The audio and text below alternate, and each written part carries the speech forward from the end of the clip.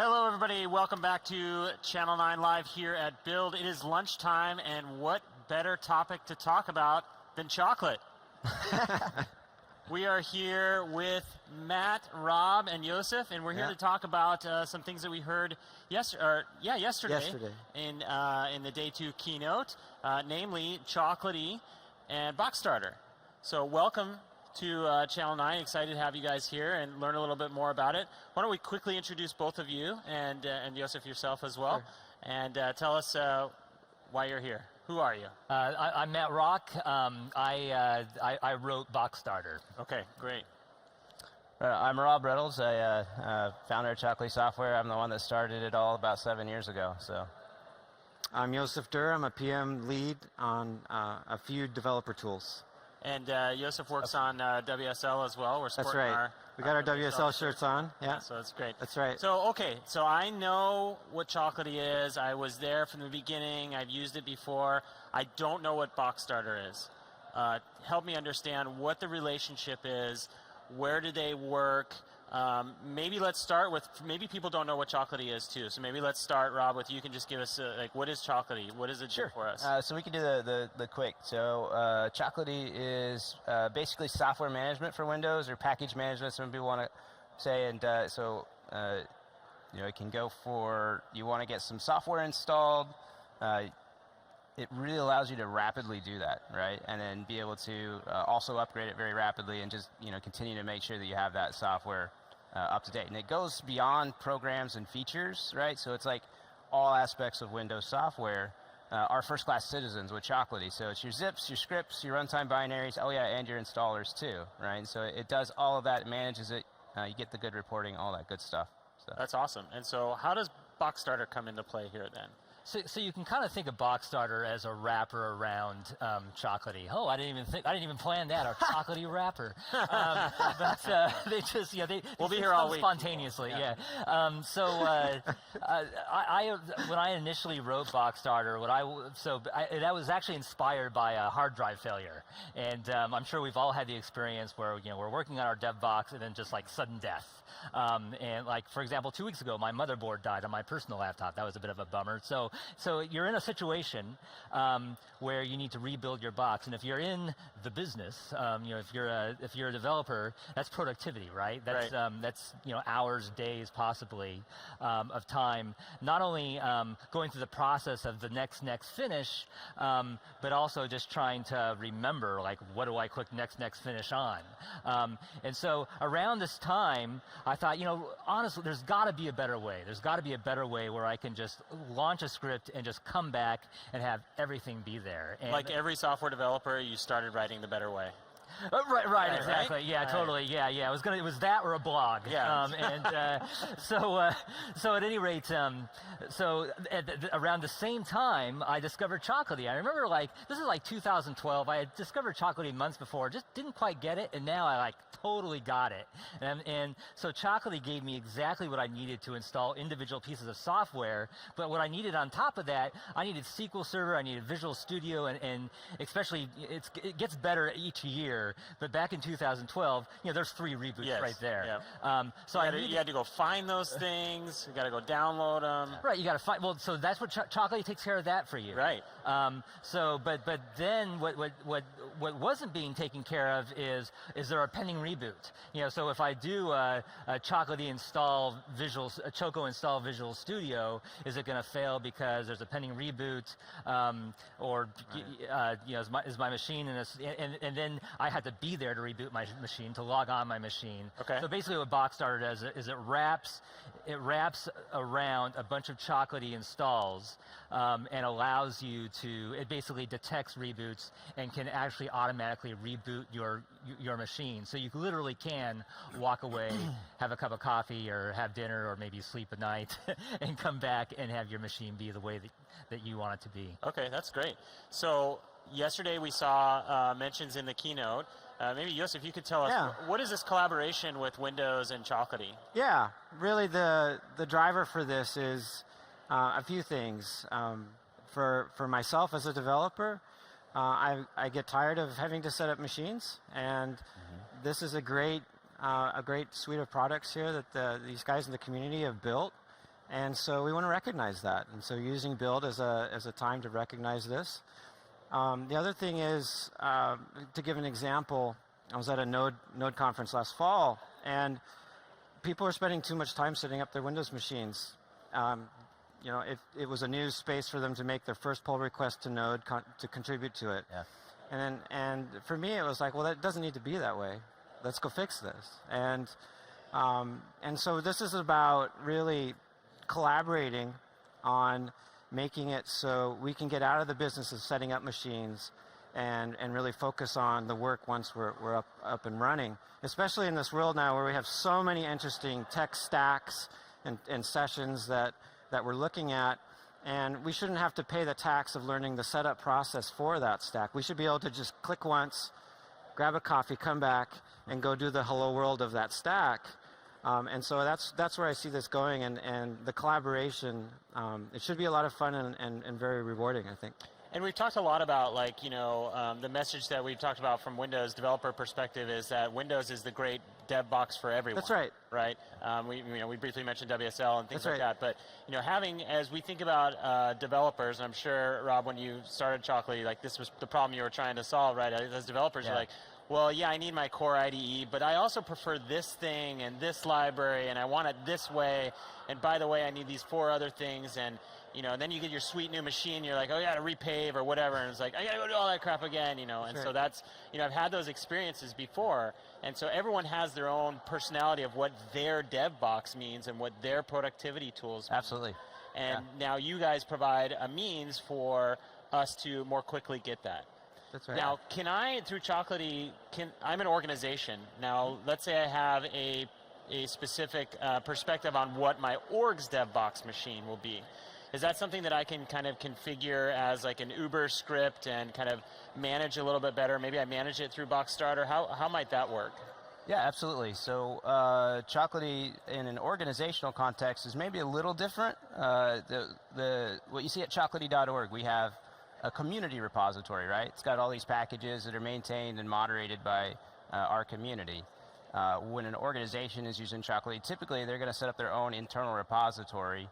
They're going to create packages there. They may pull some packages from that community repository, go through this process that we call internalization, where they'll remove all internet need for those packages at runtime. So because those packages on that community repository in a public domain, right, or not public domain, they're in the public, so they get subjected to distribution rights, copyright law, so they can't always contain the software that they represent, and so they have to reach out, apps, download it from the internet at runtime. And when you're an organization and you're doing stuff, you want to have everything inside, right? You don't want it to reach out to the internet at runtime. You want more reliability, right? And so they set it up a little differently. And so, yeah, they could absolutely set up Boxstarter, point it to the inside. They could use Chocolatey with that. They could use it with other tools as well. So SCCM, or I hope I'm saying that right, and or Puppet, Chef, Ansible, Salt, all those different types of configuration management type things, but also really anything that can run scripts can direct Chocolatey, can direct Boxstarter to do what it does. That's really fantastic. So we're here again talking about Chocolatey and Boxstarter on Channel 9 Live. Be sure to submit your questions, log in and ask a questions. You can ask a question below from the stream here, as also send it to us at @CH9 on Twitter. Why don't we take a look at a demo and see how some of this works, if that's okay? Oh, sure, yeah. We just happen to have a computer here. Let's do a demo. That's right, yeah. And just, if I may, just to tie in on that kind of that organizational scenario too. So, to be clear, when I wrote Boxstarter, I was writing Boxstarter for me and my fellow developers. And the great thing about Boxstarter is I wanted to be super simple. Like, I wanted there to be like very little learning curve. So Boxstarter does a great job of setting up my personal laptop. It might not do a great job of setting up my fleet of servers. And so like Rob mentioned, there's other tools out there that work great with Chocolatey. So I personally work for Chef Software, and we work great with Chocolatey and setting up a fleet of Windows boxes. Rob used to work for Puppet, and but let's dive into what is this like. So I want to get something set up on my dev box. So there's a There's a multitude of different types of scenarios. So as I mentioned, the key scenario for me personally as I was writing Boxstarter is I am coming to fresh OS, right? Like all I have is an operating system, and now I want to put everything on there and walk away. And everything could be a collection of Chocolatey packages, but could also be some other things. I have some ways that I want to personalize my machine. So for example, I want to set up my Windows Explorer to show me all of the folders. Not just, I want to see, for example, I want to see program data. I don't get that by default. I want to see file extensions. I want Windows updates to install. So let's actually take a look at, are we seeing my screen? Yep. Okay, great. So what we're looking at here is the GitHub project that was announced the other day. And so let's take a look at some of the sample scripts. And what we're looking at here is the GitHub project that is part of this collaboration. That's right. Kind of identifying so how should I think about this script? Is it a Chocolatey script? Is it a Boxstarter script? This is basically a repository of Boxstarter scripts. And so you bring up a great point, like what do you mean Boxstarter script as opposed to Chocolatey script? Right. So to be clear, a Boxstarter script is a Chocolatey script. So when you create, and what is a Boxstarter script? It's exactly this. Let's look at one. So it's PowerShell. It's 100% PowerShell. And not only can I call PowerShell commandlets, so here I'm doing some registry tweaks up here, but I'm also have access to the Chocolatey CLI that I'm calling here. So basically anything that I can do on a command line, I can do in this script. So what we're looking at here in this particular script, you mentioned the File Explorer one, and I see that on the screen. Yes. The set item property. So these are PowerShell commandlets that are basically running, or that you are executing in this context. And then followed by, there was some just straight up Choco install commands. Right, exactly. That are like, and then go get me this software. Yes. Configure my machine this way and go install these things. And at the very end, the other thing that we do is we install Windows updates. And as some of us know, so here, what I'm going to show is... We don't have time for that. Yeah, exactly. We absolutely don't have time for it. So on a Windows 10 box, there's going to be a lot less updates. If you're doing a Windows 7 box, it's a multi-hour, perhaps. Now, that brings up a good point. experience. The one thing that this setup doesn't do is, it's a question. It doesn't install NOS. It does not install. So this is the not. The assumption is I'm starting from an installed operating system. Exactly. That domain join maybe, or I don't know. Can I run a script that does domain join? You could domain join, but this does operate under the assumption that you have an operating system. I'm logged in, and I'm like, now I'm getting So this could be myself a tool in your provisioning stack, but it's not the entirety of your provisioning stack. Yeah, you still need to raise up an OS. So that's a look at the script, and so let's take a look at this script real quick. So this one's this can be as big or as small as you possibly want. So this is doing some tweaks to the Windows Explorer. It's going to install Hyper-V, so this can install. So you can notice you have a source. There's several different sources of Chocolatey packages. The default will be to just pull off Chocolatey packages from the community feed. Okay. Which would be but this is a special source Windows feature. So I can basically give it. This is basically these are the exact same string or token that I would feed to. For some users out there might be familiar with DISM, for example. Right. That's set up assistant. Exactly. That's what this is doing underneath the hood. It's setting up these Windows features. It's going to install Visual Studio, the community edition of 2017. Sysinternals, which are a great set of tools founded by Mark Russinovich. And it's going to install Windows updates and Microsoft updates. And these Windows features here that we see here being through the Chocolatey installer, are those things that Microsoft provided? Are these Microsoft provided packages? Yeah. So these are basically part of the operating system. So if I was on let's say a Windows Server 2016 box, and I had a PowerShell command, I could say add -Windows feature and give it this string. The tricky thing about that is that there's a different way of calling that specific command on different Windows operating systems. So you might call it one way on Windows 16. In PowerShell, you might call it another way on a Windows 10, because Windows 10 has basically, they're actually different strings. And so one thing that... So here's the benefit of Chocolatey. Right, it will do is that detection for the you. package has all the information, the metadata, and so now I just say, I don't really care. I just know I need this thing. Yeah. Give me this thing. And Chocolatey kicks in and is like, okay, well, I know you're this guy, and that thing here is over here, or whatever, this config and stuff like that. Right, right. So The onus is on the author of the Chocolatey source to make sure that I put all those necessary configurations. Is that correct? Right, exactly. Okay. Yeah, it's up to you. This script that we're looking at here, it's up to you, or the person that's handing it to you. It's not up to Boxstarter or Chocolatey to write this. This is something that you would author yourself. So the next question is, so what do I do with the script? I have the script. It says how to set things up. And so when I was writing Boxstarter, one of my goals was I didn't want to have to, the idea was I wanted to hop on a brand new box and just go, basically. Just run it. And so what Boxstarter does is it also includes it's a click once installer, basically. Okay. So you can essentially invoke Boxstarter with a URL.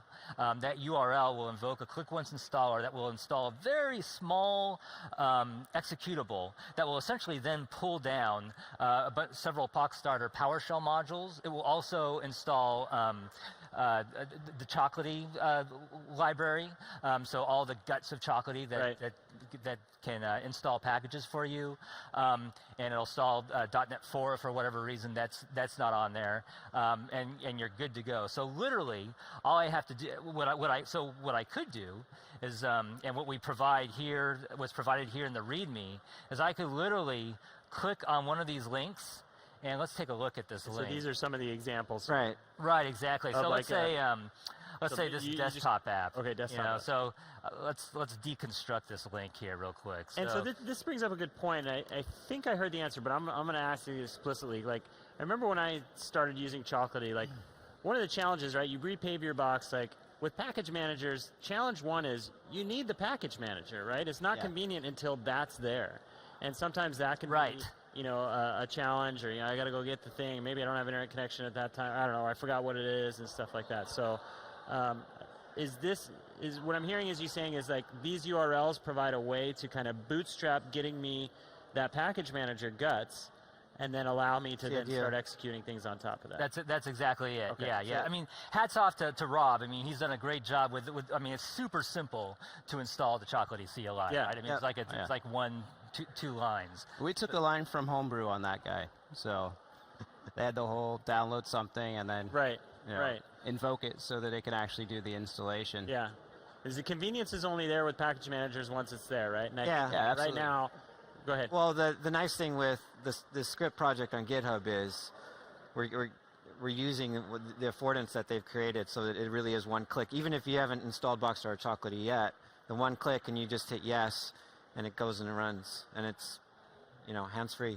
That's the beauty of it. Yeah. So let's kick off an install, and then while that's working, we can answer some questions. Yeah, let's do that. Okay.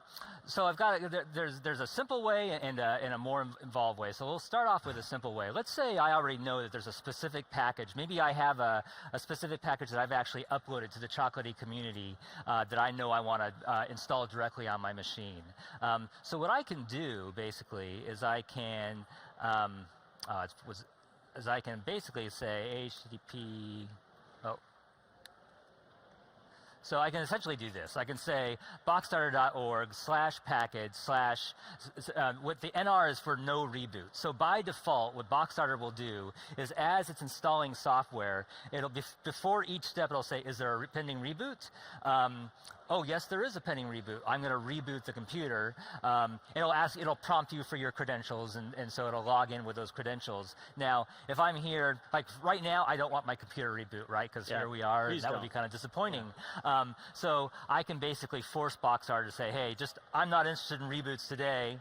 Now, I don't have Firefox on this machine, and I would love to have Firefox. Now I could be pointing to a package that has a whole bunch of different installers, or I could just be pointing to an individual package. So in this case, just to illustrate like kind of just how the basic mechanics works, I'm just going to say, hey, install Firefox. This is going to be just right on my personal laptop. Now I've already hit that, and so the next thing that happens is this box comes up. So I pause things here, and so this is, if you're the click once. This is the click once. So if you're familiar with click once installers, you'll recognize this. And so I'm going to say yes, please go ahead and run, and so now what it's doing is it's installing Boxstarter. So it's basically, it's just simply grabbing a collection of PowerShell modules and pulling them down. And And I see you have signed your Click Once installer, so thank you for that. Yes. Number one. Yes. Still in process it will be, on that yeah, one. that will. Process So on yeah, that. it has been. I mean, interesting that you write that, because so one thing that we've done, and we'll talk about this in a bit, is we're moving Boxstarter into the Chocolatey org. So eventually, this will actually be under the Chocolatey code signing certificate, and so that'll be nice, because let me tell you, maintaining those certificates as an individual. Yeah. It's not So tough work. It's just a pain in the butt if you want a free one. Let's just say that. Yeah. But so while this is finishing, let's make sure we get some questions here from the audience. So Manfred is asking, when is the management UI due? Is this a community thing? People have been buzzing for Chocolatey management I'll take UI? that. No, I'll take that. We have the open source edition of Chocolatey, and then we have some commercial side stuff, and one of those is Chocolatey for Business. His question is about the management UI, or what we call Chocolatey Central Management. This is a place, so one of the big things you see is, I got all of this different fleets of machines that I need to deploy to, but I have no central way of reporting on all of that information. So this is about collecting all of that into one place, so I get a one-stop shop to go say, okay, I can see all of this software on all of these different machines, and I can kind of bubble up the ones that are maybe out of date or whatever, so I can actually then action these types of things, right? And so the central management aspect has that, and it also has a bit of deployment in it. So if you need to do like phase deployments, schedule deployments, all that stuff, that's all going to be wrapped into this central management website, services, all that. And so it was kind of funny, because we have the agent service, right? So Chocolatey itself is just a CLI, right? It only runs when you call it, but then we have the Chocolatey agent, and that is it's on each box. It's running all the time. It's going to be doing that reporting back and forth. And the master services, or we didn't want to call them like Chocolatey masters, and so right now we're thinking, Call them Willy Wonkas. We're thinking of calling them chocolatiers, master chocolatiers, right? So Chocolatiers, I like that. You add all those in, and that's how you scale, right? Because then all that brings all that information into one place and works back and forth with all of those different clients. Right, so at current point, the performance is about 10,000 different clients can check into one of those master chocolatiers. So that's what's coming. So it's coming, being worked on. We've been working on it for a while. We were really bad at estimating software, right? You're always pretty bad at estimating. So we just want to make sure it's good to go and it's really performant when it comes out that first time. And so we've started to get it wrapped up so that we can actually get a limited beta out to some select customers, so they can actually take a look at it, make sure that we're addressing some of the big issues, and then start to give us really good feedback, so then we can start making it better. That sounds good. So that's what that is. Awesome. Okay, Alan is asking, can Boxstarter change machine name, join domains, set up firewall rules, etc.? So Boxstarter can do basically anything that you can do in PowerShell. So and really, Chocolatey can do the same thing? is the same thing. Yeah, I mean, so Boxstarter, just to be clear, Boxstarter is a Chocolatey script. It wraps it up. So one thing that, for example, so let's take domain joining as an example. Which would be a reboot situation. Exactly, right. So one of the tricky things about domain joining is you have to reboot. I'm sure with the next version of Windows they'll fix that and you won't have to reboot anymore. Really looking forward to that. Thanks. So the trick is like I say, you can do it in anything you can do in PowerShell. You can do it Chocolatey. You just have to write your PowerShell accordingly. So basically, you have to say, am I domain joined? No, I'm not. Go ahead and join me to the domain. And what you can do is you can call Boxstarter exposes a a command where you can restart your computer.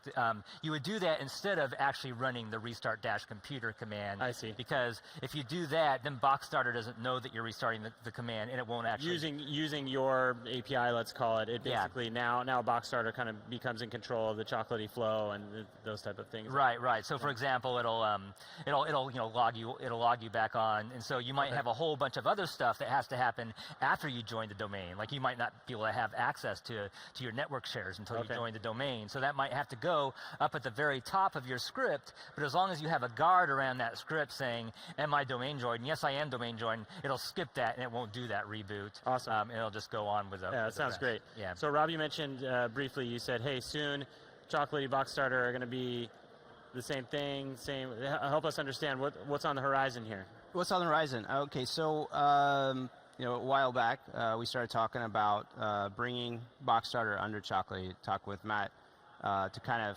continue that development, continue making sure that it stays as awesome as what Matt has brought to us and brought to the community. And so we brought it under. I think we've now brought in a little bit more security, starting to add in all those things that a company that can handle that would take over. And so Chocolatey Software is now taking over Boxstarter, and we're starting to put more into it just to make sure that all that stuff is signed, everything is good, so that people can actually, in corporate environments especially, put a little bit more trust in that stuff.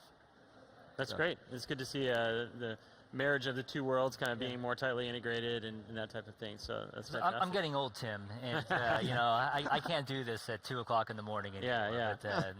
But, those are some good days, but and then the benefit is both of these are open source projects. That's right. These are open source. Boxstarter will stay open source. I don't believe in taking something away from the community, right? So that's going to continue to be open source. And are you seeing a lot of community contributions to the core itself, or is it more about scripts and? So we see a lot of community contributions in the way of packages on the community repository. We have moderators. They typically help out, and that's all volunteer for the most part. And that's where we see a lot of the contributions, because there's a lot of software and neat tools out on Windows. Like when I started all of this, I thought, it'd be great if we have this nice place that people can go and discover things. Like I don't want Adobe Reader, or maybe I do, but maybe there's other options out there. And if I went somewhere and searched, right, is there a place I could go and not have to worry about ads or any of this other stuff that's trying to get me to other things? I can just say, get to the core of this, find something that's useful, and then use that, right? And so that's one of the things, because like Matt and other developers, we don't sit down and have a stock machine, right? We saw all kinds of fun stuff on it. Yeah, so that's kind of that aspect. Awesome. Yep. So we got about 2 minutes left. Joseph, you mentioned, okay, so we got the GitHub project, and we got a repository of some of the Windows dev setup script. It looked like categorized of hey, machine learning. Here's a set of things. That's right. This is a start. It's a start. So what are you looking for? So I'm excited about more scripts, seeing that list grow, and then really diving into what else we want to do with these. And so a couple examples is we've just enabled so you can do a command line install of a distro for WSL. And so you saw in the sample script that you can turn on the Windows subsystem for Linux optional feature. But we also are enabling install of the distro. The next step of that. The next step of that. Well, the next step after that is I want to go in and install tools in that WSL distro. So let's work that out. And so we have this collaboration, and we can go figure this out. I'm optimistic. And then there's a bunch of other things, and I'd love the community to come in and say, we want it to do this, we want it to do that, and then we iron out who can make those contributions, whether it's teams on the particular tools or whatever. So that's awesome. That's what's exciting. Follow the community, contribute more scripts. That's right. Tell us what you need on both sides, right? What features and things like absolutely. That. So what's with the remaining time we have, real quickly, what is it, if people are just now hearing this, they're excited, where do they go to get more information? How do they get started? Well, so there's the Microsoft repository, but you can start at chocolatey.org. That'll get you there. Chocolatey.org. Boxstarter.org. That's another place. Awesome. Yep. And then the GitHub repo has a short URL, which is aka/ms dev setup. aka.ms/dev setup. Yep. And actually that has links to Chocolatey and Boxstarter as well. So For sure. Well, great. Well, thank you guys for joining us here at Build. It's great to see the recognition in the keynote. Very, very useful tool for developers. Hopefully we can get some more contributions for a bunch of different unique scenarios and things like that. And congratulations for a lot of this hard work. It's a very helpful tool for developers on Windows. Yep. So appreciate it. Awesome. Thanks for coming. Awesome. Thanks. Thank you. And we will have more here at Build coming up. Stay tuned for more on Channel 9 Live. Coming up next is the IoT show with Olivier and crew here from Build. Thank you.